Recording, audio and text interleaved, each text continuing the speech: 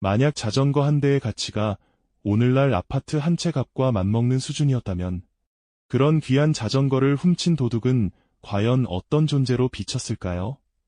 상상하기 쉽지 않은 이야기일 겁니다. 우리가 흔히 접하는 자전거는 그저 편리한 이동수단이거나 취미생활의 동반자일 뿐이니까요. 하지만 지금으로부터 약 100년 전 20세기 초 경성에서는 자전거가 단순한 탈것을 넘어선 실로 엄청난 재산이자 부와 지위의 상징이었다고 합니다. 그 시대의 자전거 도둑은 오늘날의 시선으로 가늠하기 어려운 사회적 파장을 일으키는 존재였을 테죠. 자전거라는 평범한 사물이 품고 있던 상상을 초월하는 가치, 그리고 그 가치 뒤에 숨겨진 복잡다단한 사회상, 더불어 한민족의 영웅으로 추앙받던 인물의 흥미로운 미스터리까지 우리는 오늘 그 모든 진실의 단면을 들여다보려 합니다. 지금껏 알지 못했던 역사의 한 페이지를 함께 열어볼 준비가 되셨을까요? 경성시대를 수놓았던 자전거와 그 주변의 이야기 속으로 떠나보시죠. 20세기 초 근대 문물의 물결이 조선에 밀려들던 시기, 경성거리에 처음 등장한 자전거는 그야말로 경이로운 존재였습니다.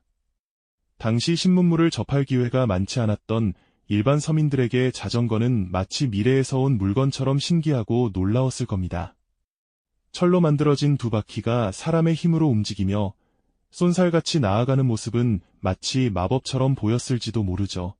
경성 시내를 위풍당당하게 가로지르는 몇 안 되는 자전거 행렬은 지나가는 사람들의 시선을 한몸에 받으며 감탄과 호기심을 동시에 자아냈을 테죠. 저것이 바로 신문명인가 하며 말입니다. 당시 자전거는 그 희소성만큼이나 엄청난 몸값을 자랑했습니다. 그 가격은 일반 서민들에게는 감히 상상조차 할 수 없는 수준이었죠. 기록에 따르면 자전거 한 대는 당시 경성 시내의 어엿한 기와집 한 채 값과 맞먹었다고 합니다. 정말 놀랍지 않나요? 오늘날로 치면 서울 시내 아파트 한 채와 맞먹는 고가품이었다는 이야기인데요. 때문에 자전거는 단순히 편리한 운송수단을 넘어 부와 권력, 그리고 앞서 나가는 문명의 상징 그 자체였습니다. 자전거를 소유했다는 것은 곧 사회의 상류층에 속하며 경제적으로 여유로운 삶을 누리는 사람이라는 일종의 증명서와도 같았을 겁니다. 자전거 가게의 진열대 위에 놓인 반짝이는 자전거들을 보며 많은 이들이 부러움과 함께 언젠가 저것을 타고 싶은 욕망을 키웠을 테죠. 신문 지면에는 자전거 광고가 심심치 않게 실렸고 자전거는 새로운 시대의 아이콘으로 확실히 자리매김했습니다. 하지만 자전거의 가치가 하늘 높은 줄 모르고 치솟으면서 필연적으로 그림자도 함께 드리워지기 시작했습니다. 바로 자전거 도난 사건이 경성사회를 뒤덮기 시작한 것이죠. 집 한 채 값에 달하는 자전거는 절도범들에게는 너무나도 매력적인 유혹이었습니다. 자전거 도둑들은 상상하기 어려운 기상천외한 수법으로 귀한 자전거들을 노렸고 피해자들은 하루아침에 엄청난 재산을 잃고 망연자실할 수밖에 없었습니다. 한순간에 삶의 기반이 흔들릴 정도로 큰 충격이었을 겁니다. 밤늦은 골목길 어둠 속에서 자전거를 훔쳐 달아나는 그림자들은 당시 경성사회의 불안감을 상징하는 듯했죠. 자전거 도난은 단순한 범죄를 넘어 사회 전체의 불안감을 키우는 요인이 되었습니다. 신문 지면에는 자전거 도난 기사가 거의 매일같이 등장하며 사람들의 우려를 더했습니다. 도난당한 자전거를 찾습니다.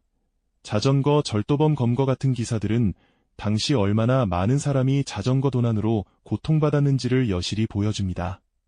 사람들은 자신의 귀한 자전거를 지키기 위해 자물쇠를 여러 개 채우는 것은 물론 온갖 방법을 동원했지만 절도범들의 교묘한 수법 앞에서는 속수무책인 경우가 많았습니다. 당시 당국 역시 자전거 도난을 해결하기 위해 여러 노력을 기울였지만 그 한계 또한 명확했죠. 자전거 도둑은 단순한 범죄자를 넘어 격변하는 시대 속에서 재산의 가치와 사회적 혼란이 뒤섞인 어두운 단면을 상징하는 존재로 각인되었을 겁니다. 그들은 탐욕과 빈곤이 교차하는 시대의 비극적인 단면을 보여주는 거울과도 같았다고 할 수 있겠죠. 밤늦은 골목길 어둠 속에서 자전거를 훔쳐 달아나는 그림자들은 당시 경성사회의 불안감을 상징하는 듯했죠. 자전거 도난은 단순한 범죄를 넘어 사회 전체의 불안감을 키우는 요인이 되었습니다. 신문 지면에는 자전거 도난 기사가 거의 매일같이 등장하며 사람들의 우려를 더했습니다. 도난당한 자전거를 찾습니다. 자전거 절도범 검거 같은 기사들은 당시 얼마나 많은 사람이 자전거 도난으로 고통받았는지를 여실히 보여줍니다.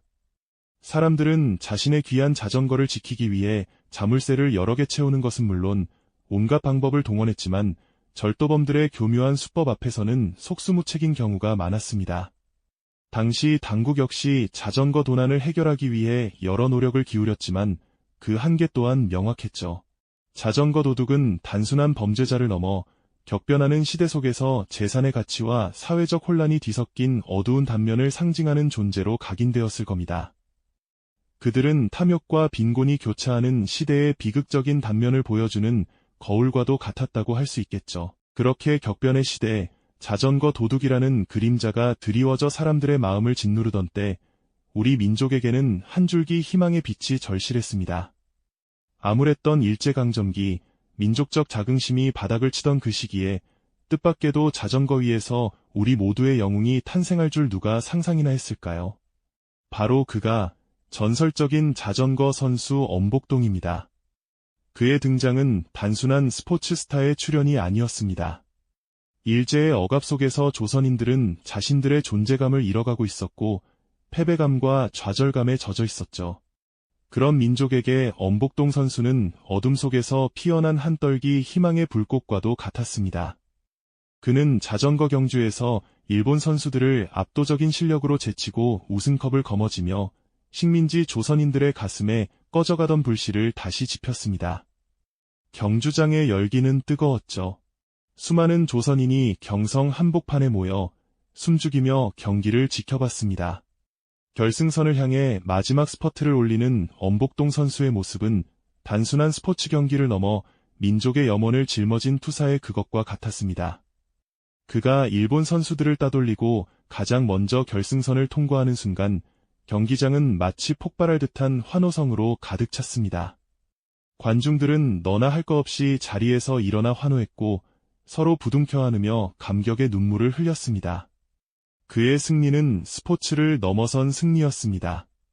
일장기 아래서 펼쳐진 경기였음에도 불구하고 엄복동 선수의 우승은 조선인들에게 우리도 할 수 있다는 강력한 메시지를 전달하며 잊혔던 자긍심을 되찾게 해주었죠. 그는 단순한 자전거 선수를 넘어 시대의 아픔을 치유하고 민족의 자존심을 세운 영웅으로 추앙받기 시작했습니다. 그의 우승 소식은 신문 호외로 발행되어 삽시간에 전국으로 퍼져나갔고 가는 곳마다 환영 인파가 몰려드는 진풍경이 펼쳐지기도 했습니다. 엄복동은 그렇게 민족의 희망을 상징하는 이름이 되었습니다.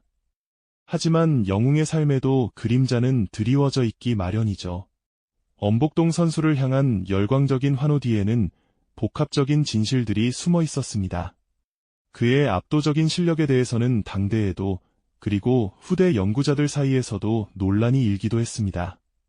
일부에서는 그의 실력이 과대평가되었다는 주장도 있었고 심지어 특정 경기에서는 조작 의혹이 제기되기도 했죠.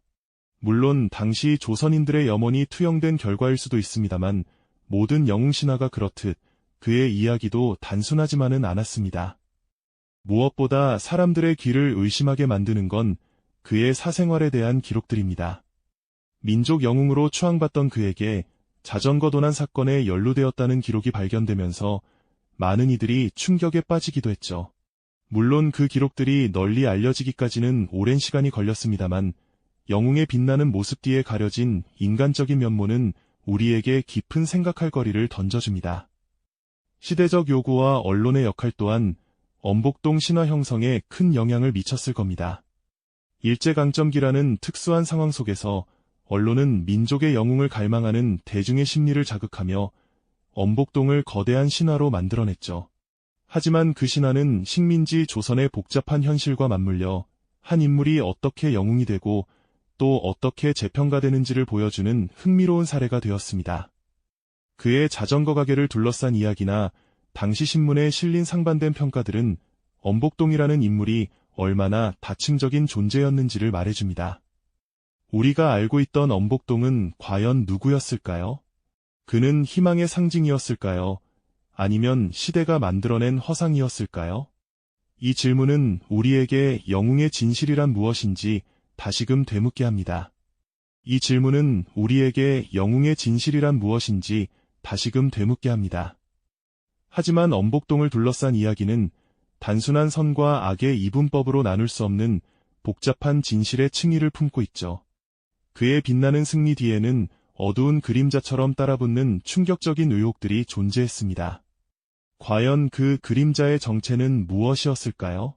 당시 엄복동 선수의 실력에 대한 논란은 끊이지 않았습니다. 일부에서는 그의 압도적인 기량이 타고난 것이라고 칭송했지만 다른 한편에서는 경기 조작 의혹을 제기하기도 했죠. 그를 향한 열광적인 응원 속에서도 그의 승리가 공정한 경쟁의 결과였는지에 대한 의구심은 늘 존재했던 것입니다. 마치 화려한 무대 뒤에서 속삭이는 뒷이야기처럼 말이죠. 특히 그의 사생활을 둘러싼 문제들은 그를 영웅으로만 기억하려는 대중에게 큰 충격을 안겨주었습니다. 바로 그 유명한 자전거 도둑 사건에 연루되었다는 기록들이죠. 집 한 채의 값에 달하던 귀한 자전거를 민족의 영웅이라 불리던 엄복동이 훔쳤다는 사실은 당시 사회에 엄청난 파장을 불러일으켰습니다. 당대 신문 기사들을 살펴보면 엄복동을 무조건적인 영웅으로 찬양하는 보도와 함께 그의 도덕성을 비판하고 사건의 진실을 파헤치려는 상반된 시각들이 공존했음을 알 수 있습니다. 어떤 이는 그를 시대의 희생양으로 보기도 했고 또 어떤 이는 그저 법을 어긴 죄인으로 단정하기도 했습니다.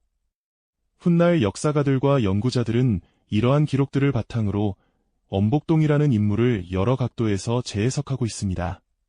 그저 뛰어난 운동선수였을 뿐인지 아니면 시대가 만들어낸 허상이었는지 혹은 그 모든 복합적인 면모를 지닌 한 인간이었는지 말이죠.